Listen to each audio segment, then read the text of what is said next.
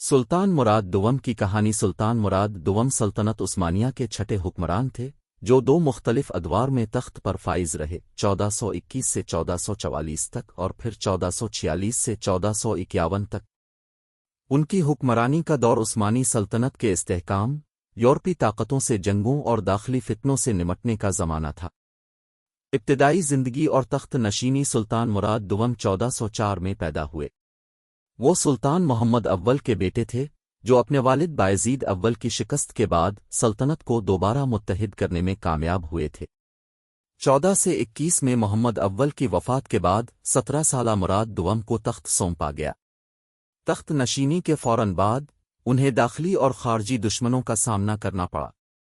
ان کے چچا مصطفیٰ چلبی نے خود کو عثمانی سلطان قرار دیا اور بازنطینیوں کی مدد سے بغاوت کی۔ مراد دوم نے نہ صرف اس بغاوت کو کچلا بلکہ بازنطین سلطنت سے بدلہ لینے کے لیے قسطنطنیہ کا محاصرہ بھی کیا۔ یورپ کے ساتھ جنگیں مراد دوم کے دور میں بلقان کے علاقے عثمانیوں اور یورپی طاقتوں کے درمیان مسلسل جنگوں کا میدان بنے رہے۔ 1428-1430 یونان اور سربیا کی فتح 1430 میں عثمانیوں نے سلونیکا تھیسالونیکی کو وینس سے چھین لیا۔ سربیا کو عثمانیوں کی ماتحتی میں لایا گیا۔ 1443-1444 ہنگری، پولینڈ اور والاکیا کے خلاف جنگ یورپی طاقتوں نے وارنا کی جنگ میں عثمانیوں کے خلاف ایک صلیبی فوج تیار کی۔ 1444 میں مراد دوم نے وارنا کے مقام پر ایک عظیم الشان جنگ میں صلیبیوں کو شکست دی جس میں ہنگری کے بادشاہ لادیسلاس اول مارا گیا۔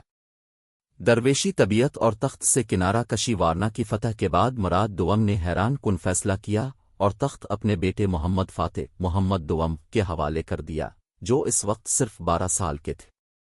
مگر یورپی طاقتوں نے عثمانیوں کی اس کمزوری کا فائدہ اٹھانے کی کوشش کی اور دوبارہ حملے کیے۔ 1446 دوبارہ تخت سنبھالنا جب یورپی خطرات بڑھنے لگے اور سلطنت میں بغاوتوں کا خدشہ پیدا ہوا تو مراد دوم کو دوبارہ تخت پر واپس آنا پڑا۔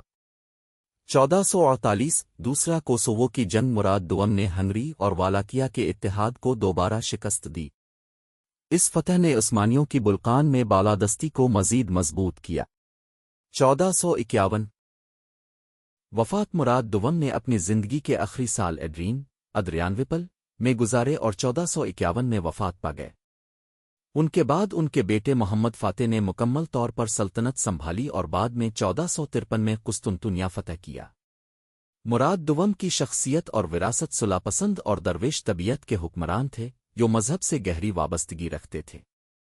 ان کی فتوحات نے سلطنت عثمانیہ کو یورپ میں مضبوط بنیاد فراہم کی۔ انہوں نے مدارس، مساجد اور خانقاہیں تعمیر کروائیں جو آج بھی ترکی اور بلقان میں موجود ہیں۔ سلطان مراد دوم کے دور کی فتوحات اور استحکام نے محمد فاتح کے لیے قسطنطنیہ کی فتح کی راہ ہموار کی جو عثمانیوں کی سب سے بڑی کامیابیوں میں شمار ہوتی ہے۔ اگر آپ کو یہ ویڈیو پسند آئی ہے تو اس ویڈیو کو لائک کریں اور چینل کو سبسکرائب کریں۔